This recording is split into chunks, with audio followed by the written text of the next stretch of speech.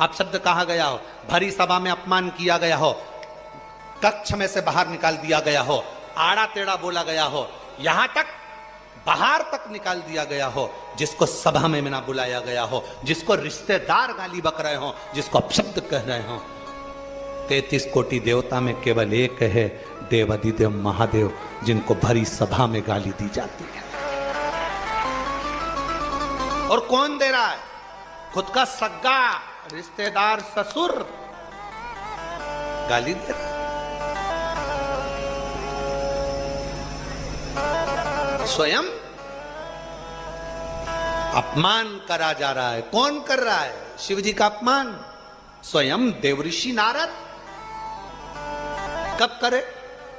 जिस समय पर देवऋषि नारद ने कामदेव पर विजय प्राप्त कर ली, भगवान विष्णु के यहां गए, भगवान नारायण के पास जाने से पहले शंकर जी के पास गए, शंकर जी से जाकर कहा, तुमने काम को नहीं जीता, मैंने काम को जीता है। अपमान कर रहे हैं, मैंने करा।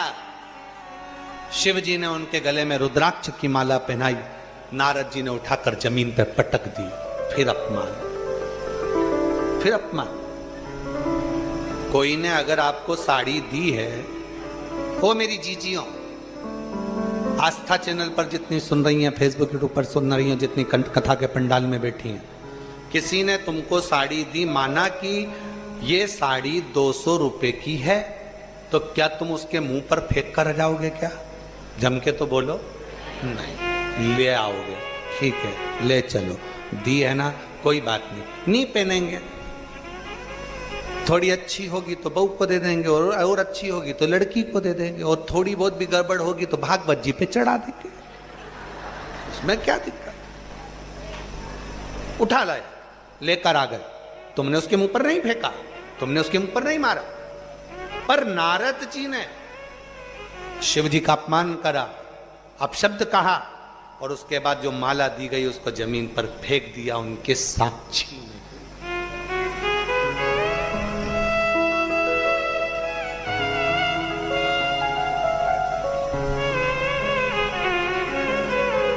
कितना शंकर भगवान को और शंकर भगवान के भक्त को बहुत कुछ सुनना पड़ता है, बहुत कुछ देखना पड़ता है, बहुत अपमान सहना पड़ता है। जगत गुरु शंकराचार्य जी महाराज जहां जहां से निकलते थे, वहां वहां के विद्वान जगत गुरु शंकराचार्य जी को रोक कर कहते थे कि तुम हमारे साथ शास्त्रार्थ करो।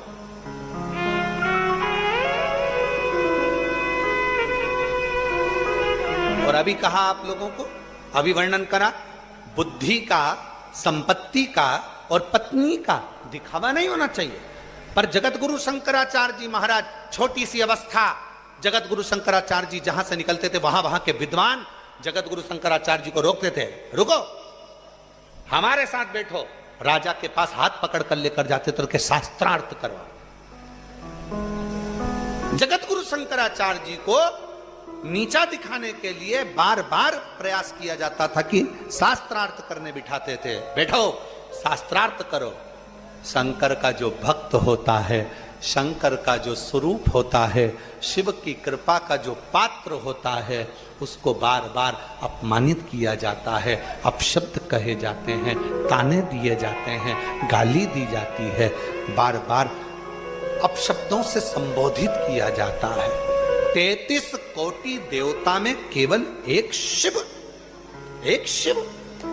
जिनको ताने भी दिए, अपशब्द भी कहे, गाली भी दी, आड़ा टेढ़ा भी कहा। फिर भी पार्वती जी ने कहा शंकर जी से, तुम्हारे लिए जहर का कटोरा भेज दिया। शिव जी कहते हैं पी लूंगा, कोई दिक्कत वाला बात नहीं है।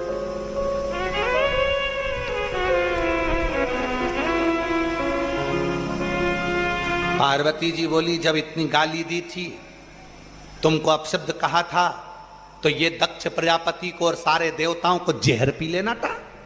फिर क्यों शंकर जी के पास जहर लेकर आए? ये जहर तो तुम पियो ना, एक तरफ तो शंकर जी को गाली दे रहे हो, एक तरफ तो शंकर जी को अपशब्द कर रहे हो, एक तरफ तो शंकर जी का अपमान कर रहे हो, एक तरफ तो सभा में नहीं बुला रहे हो, एक तरफ तो सभा से बाहर निकाल रहे हो, और दूसरी तरफ जहर निकला तो शंकर जी के पास लगा दिया, और अमृत निकला तो खुद पी रहे हो। पियो। जो अपशब्द कहने वाले हैं उनको जहर क्यों अपना बीपी बढ़ाती है? क्या मतलब? ऊंचा नीचा करने से क्यों मतलब? ये सोचने से फालतू की बात है।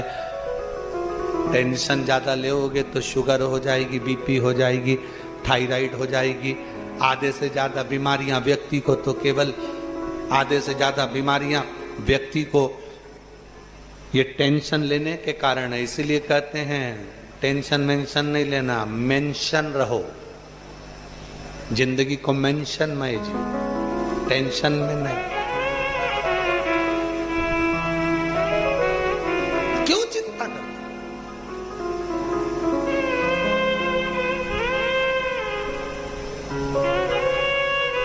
पार्वती जी ने शिव जी से कहा सबसे ज्यादा लोग तुम्हारा अपमान करते हैं। पार्वती जी से शंकर भगवान ने कहा इसीलिए तो मुझे देव अधिदेव महादेव कहते हैं।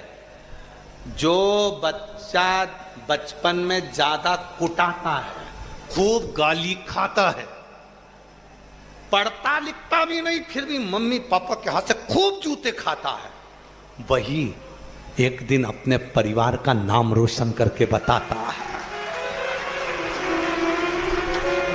वही, और इसके सबूत बैठे हम खुद ही। नहीं तो हमारी माता जी से एकांत में रोक के पूछ लेना हो।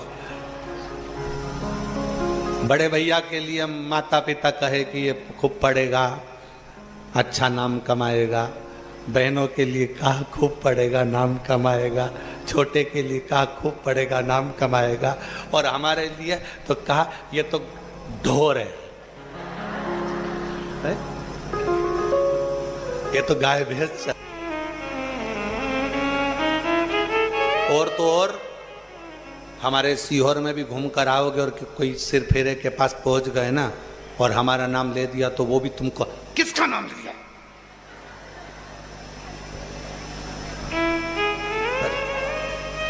याद रखना, मरने से पहले उसी से पाला पड़ेगा, उसी से पाला पड़ेगा। वही संभाल लेगी, वही साथ लेगी, दौड़ेगी, लेके भागेगी। इसलिए निवेदन है, क्या किसको रोइए, चादर तान के सोइए। किसी के लिए शिव जी को अपशब्द कहा, शंकर भगवान को ताने दिए, शंकर भगवान को आड़ा टेढ़ा कहा। विष किसने पिया? शिव जी ने। अमृत तो सब पीने वाले थे, विष का पिटारा किसके माथे पर आएगा? शंकर भगवान। अब जब तुमने अमृत पिया है तो जो इतना बोल रहे हो तो पी लो, एक एक घुट पी लो। सारे देवता, पार्वती जी तो कहने में पीछे नहीं हटती। पार्वती जी, जिनका पति बहुत भोला होता है ना, उनकी पत्नी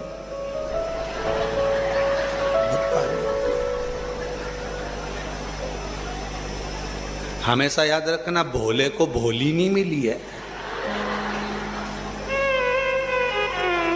ये कभी मत सोचना कि कहते ना डॉक्टर की डॉक्टरनी, कलेक्टर की कलेक्टरनी, पटवारी की पटवारन, पंडित की पंडितायन। अच्छा, वो डाक देने वाले डाकिए की, अब उसका संबोधन क्या बोला उसके लिए? अब विचार करे। अब वो बोले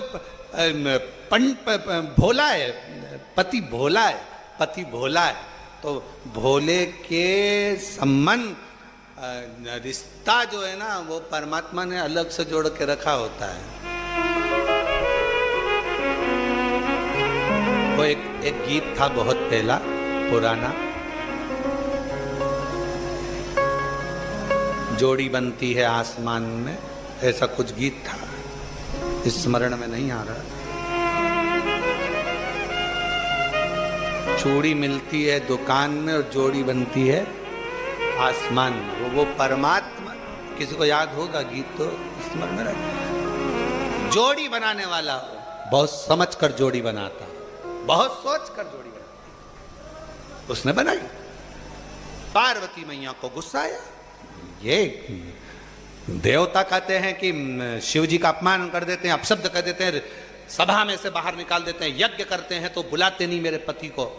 जब मेरे पति को तुम यज्ञ में नहीं बुलाते, मेरे पति का अपमान करते हो, तो अब मेरा पति जहर नहीं पिएगा। पार्वती जी ने विष का कटोरा लिया, लेके पहुंच गई सीधे ब्रह्मा जी की पत्नी के पास। ब्रह्माणी ने पूछा ये क्या है? पार्वती जी बोली गिफ्ट, रख ले। जैसे ही उनको लगा इतना सोने का कलश, हीरे जड़े हुए रतन, इतना सुंदर गिफ्ट, उसमें भरा था विष। जैसे ही ब्रह्माणी ने संभाल के रखा, ब्रह्मा जी घूम कर आए। ब्रह्मा जी ने पूछा ब्रह्माणी से ये कलश कैसे रखा है? कि पार्वती देकर गई। ब्रह्मा जी बोले अब भी देखिया, अभी देखिया, पागल हो गई, छू मत लेना, जल्दी देखिया, जल्दी उठा, अभी क्या उठा, हम तो वहां रख के आए थे, तू लिया ही। फिर पहुंचा दिया पार्वती के। पार्वती में से बाहर निकल कर आए, अपने कक्ष में पहुंचे। जैसे ही उनने कलश देखा, इतना सुंदर है, इतना सुंदर, इसमें तो मैं पानी पीऊंगा। कौन देकर गया इतना सुंदर गिफ्ट? इंद्राणी बोली पार्वती जी आई थी देकर। इंद्र चक्कर खा के नीचे गिर गए।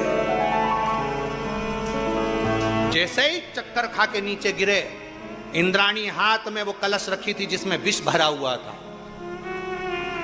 चक्कर खाने वाले व्यक्ति पे पानी छीटा जाता है, इंद्राणी छीटने वाली थी, उठ गए इंद्र, ये मत छीट देना।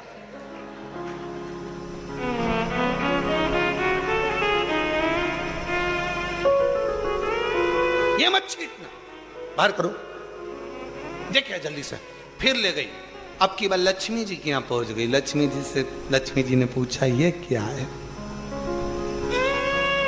पार्वती जी ने कहा तुम भी समुद्र में से निकली हो, ये भी समुद्र में से निकला है। सब देवताओं ने हमारे घर पर दे दिया था, थोड़ा ज्यादा दिख रहा था, तो जब हमारे यहाँ पर बैंगन ज्यादा आ जाते हैं, अभी भाई हमारा एक तरबूज दे के चले गया इतने सारे, तो क्या करो? हमने कहा सबको बांट दो। जब बैंगन ज्यादा आ जाए, लौकी ज्यादा आ जाए, आलू ज्यादा आ जाए, भुट्टे ज्यादा आ जाए, मूंगफली ज्यादा आ जाए, तो अड़ोसन पड़ोसन क्या दिया जाता है। पार्वती जी ने कहा एक कलश बहुत भरा हुआ था, तो हमने सोचा आधा तुम्हारे यहाँ दिया है, तुम्हारे। लक्ष्मी जी ने जैसे सुना ये तो हलाहल विष, अमृत तो भी निकला नहीं। लक्ष्मी जी तुरंत नारायण के पास पहुंची, चरण दबाते दबाते। नारायण जी ने आंख नहीं खोली, तब लक्ष्मी जी फिर चरण दबाती। किसी देवता की सामर्थ्यता नहीं है कि कोई पी ले। मां, विष केवल एक शिव ही पी सकते हैं। क्यों? जो अपमान सहने की सामर्थ्यता रखता हो, वो जगत का सारा विष पी सकता है, सारा विष, सब कुछ। जाओ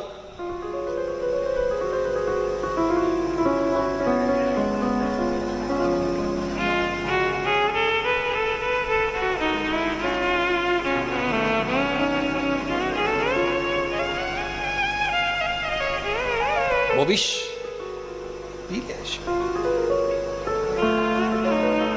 और विष शंकर भगवान पीते, पेट के अंदर वो विष चले जाता। पेट में शंकर भगवान के पूरी सृष्टि थी, सब मर जाते। तो पार्वती जी कंठ में बैठ गई, विष को वहीं रोक लिया, और भगवान शंकर नीलकंठधारी बन गए। शिव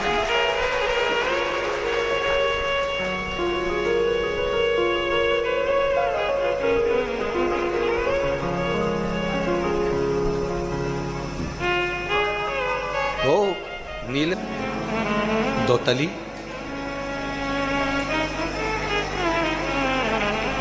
एक शब्द भी शिव की कृपा का पात्र है। टिटहरी देखी आप लोगों ने?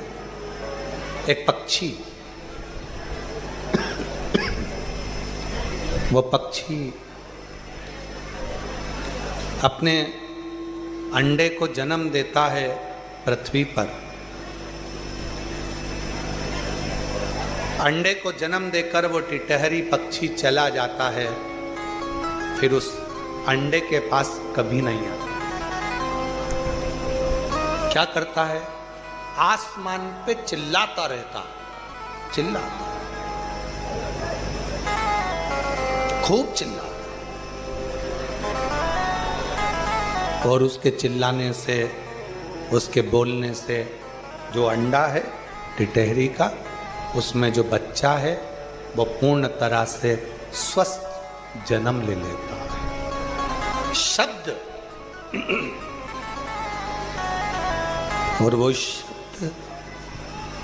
शब्द उस टिटहरी के मुख से निकले हुए शब्द उस अंडे के अंदर रखे हुए बच्चे को सुरक्षित रखते, सुरक्षित।